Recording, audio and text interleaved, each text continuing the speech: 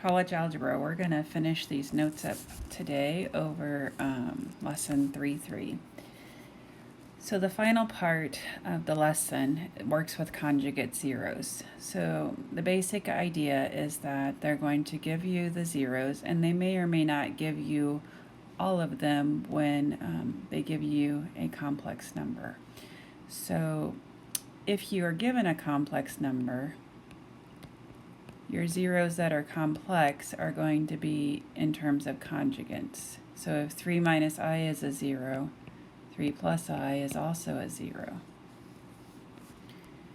So we actually have 3 zeros now given to us. We have -4, we have 3 minus I, and we have 3 plus I.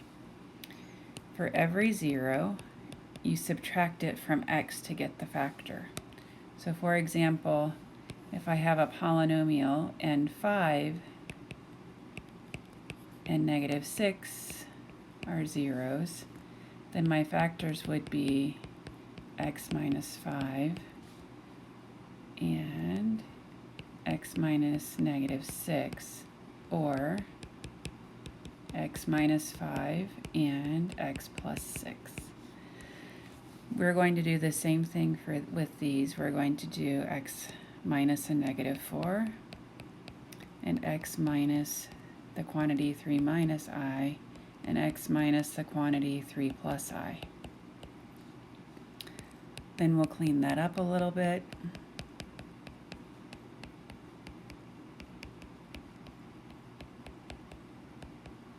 Just like that. And then from here, you're going to FOIL or distribute out these two first. You always want to multiply together the two that came from the conjugates. And so we'll set up a table for that.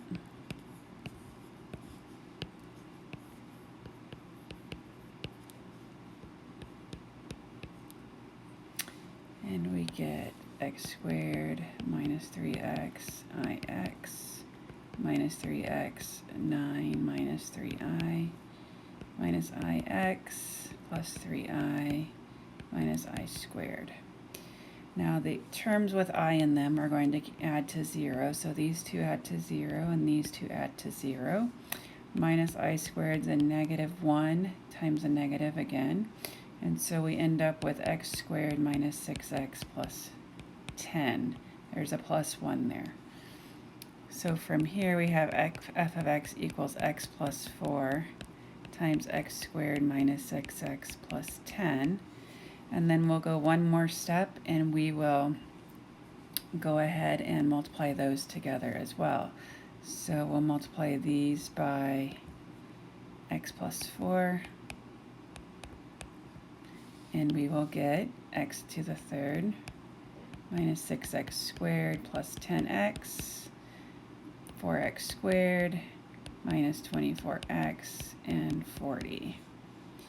X to the third minus 2x squared minus 14x plus 40.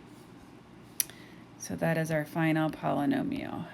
X to the third minus 2x squared minus 14x. Get rid of this.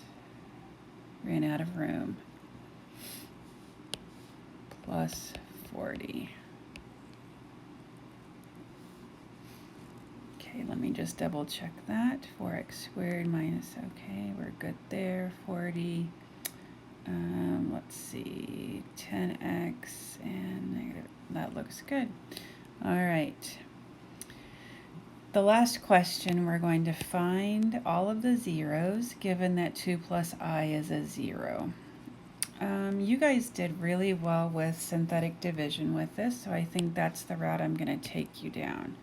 So what we're going to do is go ahead and synthetically divide 2 plus I. There's another way to do this problem that uses long division. I think for you guys this is probably the better way.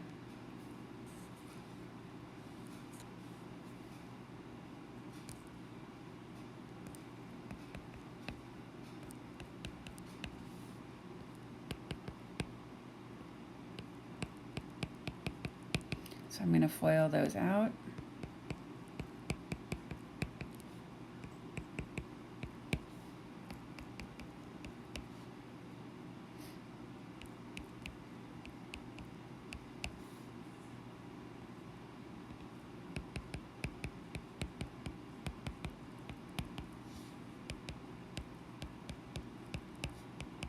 Okay.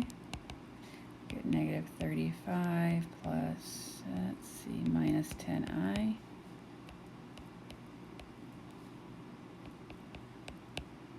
And 20 minus 10i. And let's see what happens here.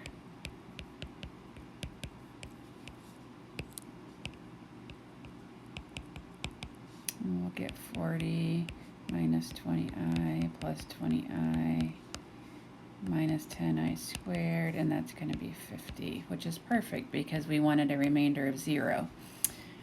If 2 plus I is a 0, then of course we get a remainder of 0. Now what we're going to do is do this again, but this time we are going to use the conjugate of 2 plus I.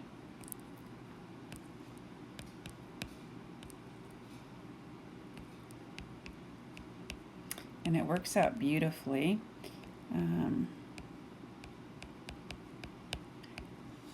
Okay, that leaves us x squared plus 3x minus 10, x plus 5, x minus 2. So it says find all zeros. All right, so your zeros are negative 5, 2, 2 plus I, and 2 minus I.